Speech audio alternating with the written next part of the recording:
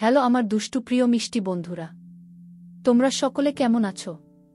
বন্ধুরা, আজ তোমাদের মাঝে নতুন একটি লাগালাগির গল্প নিয়ে চলে আসলাম। বন্ধুরা, গল্পটি শেষ পর্যন্ত দেখলে আপনার দাঁড়িয়ে যাবে, আপনারা হাতের কাজ করতে বাধ্য হবেন।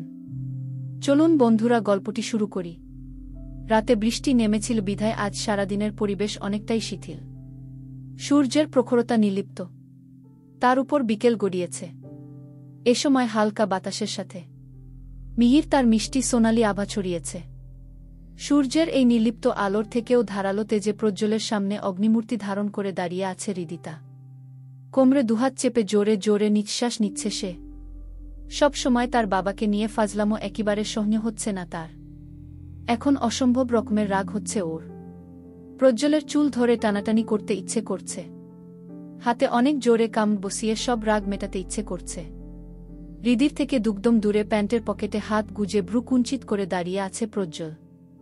পরনে ব্ল্যাক ফুল হাতা শার্ট আর ব্ল্যাক প্যান্ট। শার্টের হাতা কোনুই অবধি গুটিয়ে রাখা। বাম হাতের কবজিতে বাঁধা কালো বেল্টের হাত ঘড়িটা তপ্ত বিকেলের সোনালি রোদ্দুরে ঝকঝক করছে। ফর্সা মুখের উপর কালো গোটা দৃষ্টি জোড়া ব্যক্তিকভাবে হৃদির রাগান্বিত মুখের উপর ঘোরাঘুরি করছে।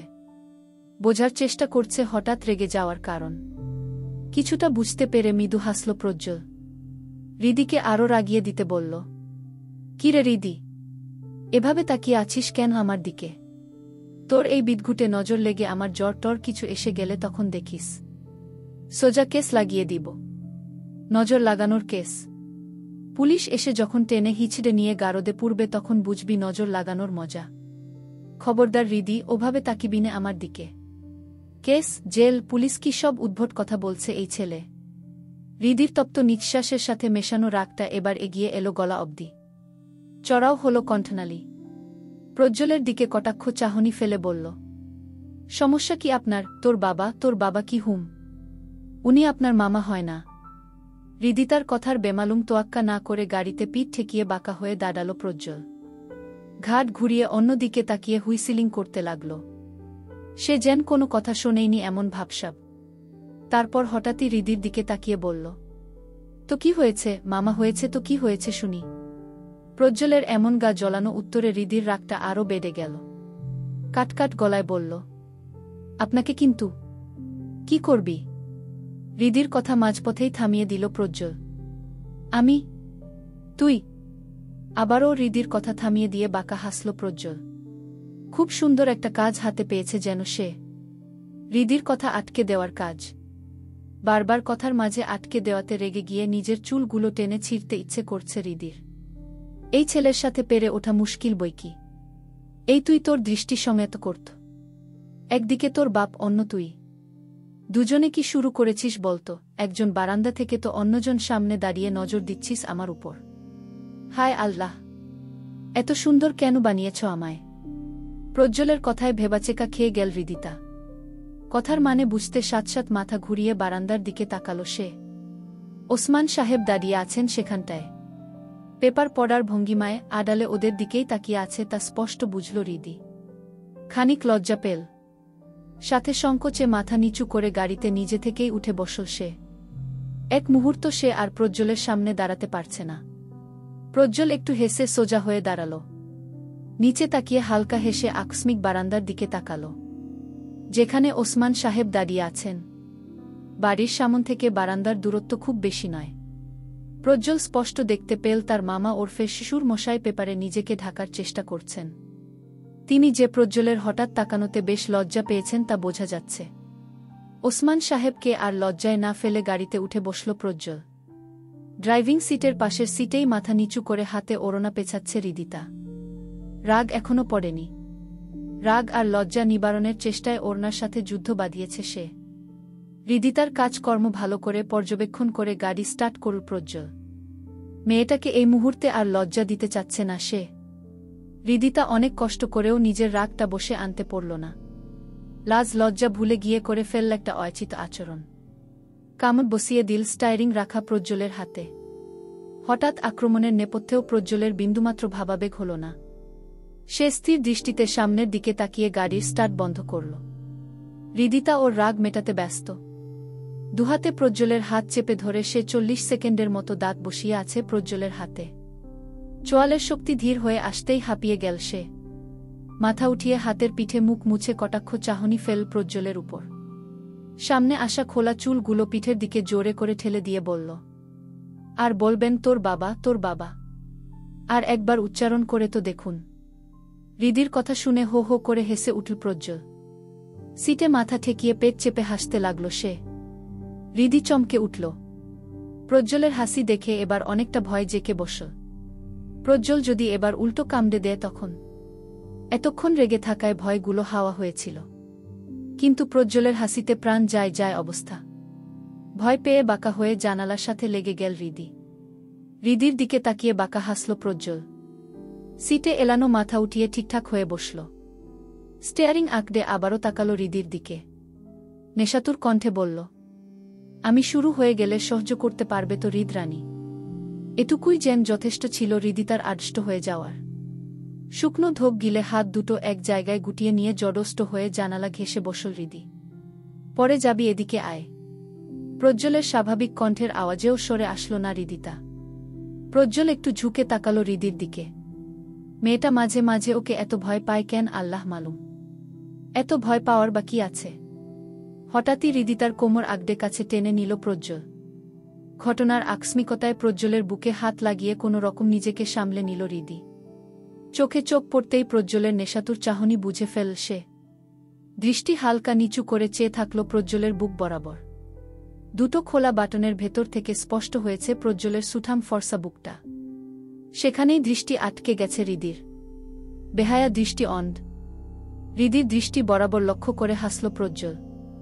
হৃদির মুখে পড়ে থাকা লেয়ার কার্টের ছোট চুলগুলো কানের পিঠে গুজে দিল। মুখ বাড়িয়ে কনের কাছে ফিসফিসিয়ে বলল, আমি কিন্তু সবার মতো যখন তখন কামড়ে দেই না। সময় আসুক, দেখা যাক কি হয়। কানের কাছ থেকে মুখ সরিয়ে নিল প্রজ্জ্বল।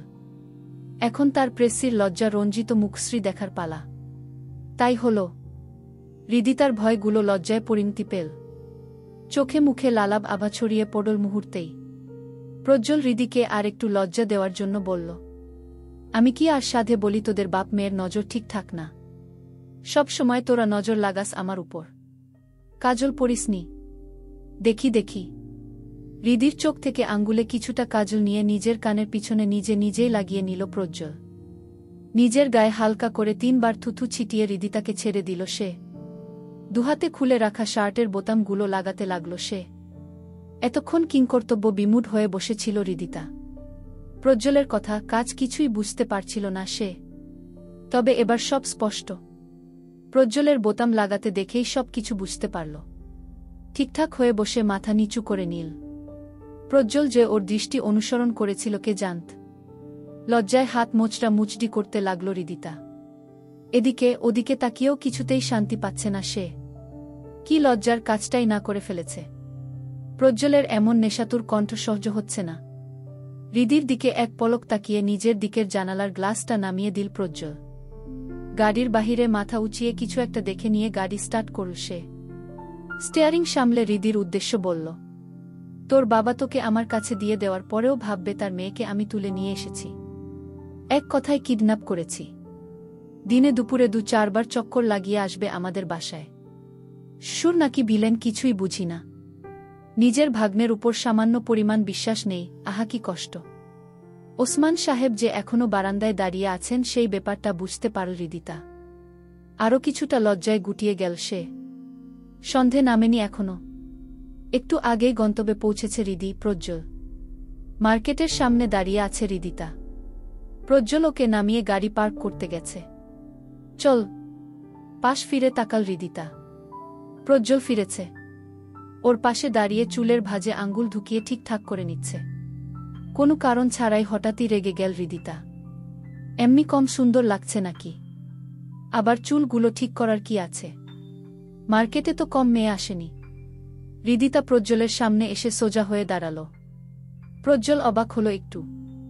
ভ্রু উঁচিয়ে বোঝাল কি হয়েছে।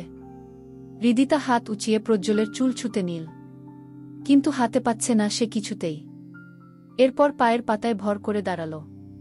প্রজ্জ্বলের সেট করে চুলগুলো হাত দিয়ে এলোমেলো করে দিয়ে দুগদম পিছিয়ে গেল সে। প্রজ্জ্বলের দিকে চোখ ছোট ছোট করে কিছুক্ষণ তাকিয়ে আবারও প্রজ্জ্বলের সামনে এসে দাঁড়াল। আবারও পা উঁচিয়ে চুলগুলো ঠিকঠাক করে দিয়ে দুগদম পিছিয়ে প্রজ্জ্বলের দিকে তাকাল। আশাহত হল হৃদিতা। না, এবারেও সুন্দর লাগছে প্রজ্জ্বলকে। এলোমেলো সেট করা চুল সব কিছুতেই ভালো লাগছে। ফোঁস করে একটা নিঃশ্বাস ছাড়ল হৃদিতা। আর এক পলক প্রজ্জ্বলের দিকে তাকিয়ে গটগট করে হেঁটে যেতে লাগল মার্কেটের ভিতরে। কিন্তু বেশি দূর যেতে পারল না। ওর হাত আটকে থামিয়ে দিল প্রজ্জ্বল। হেঁচকা টানে নিজের দিকে ঘুরিয়ে নিল। এক হাতে হৃদির চুলের গোছার কিছু অংশ সামনে এনে হৃদির চোখে হাত ছুঁয়ে কিছুটা কাজল নিয়ে নিল আবারও। আঙ্গুলে লাগানো কাজলটা হৃদির কানের পিঠে লাগাতেই কেঁপে উঠল সে। অবাধ্য হাত খামচে নীল প্রজ্জ্বলের বুকের কাছের শার্টের অংশ। আমার হৃদ রানীকে যেন নজর না লাগে করো। আর আমাকে নিয়ে ইনসিকিউর ফিল করতে হবে না আপনাকে। প্রজ্জ্বল শুধু হৃদির এইটা মাথায় থাকে যেন। আমার ভর সন্ধ্যার সন্ধ্যা মালতী, তোমার স্পর্শে বারবার বেকাহিল হয়ে পড়ি। এভাবে হুটহাট কাছে চলে এসো না প্লিজ। সামলাতে পারি না নিজেকে। সন্ধ্যা মালতীর লজ্জায় নিজেকে রাঙিয়ে দিতে ইচ্ছে করে। এই অতি সুন্দরী রমণীর মাঝে হারিয়ে যেতে ইচ্ছে করে।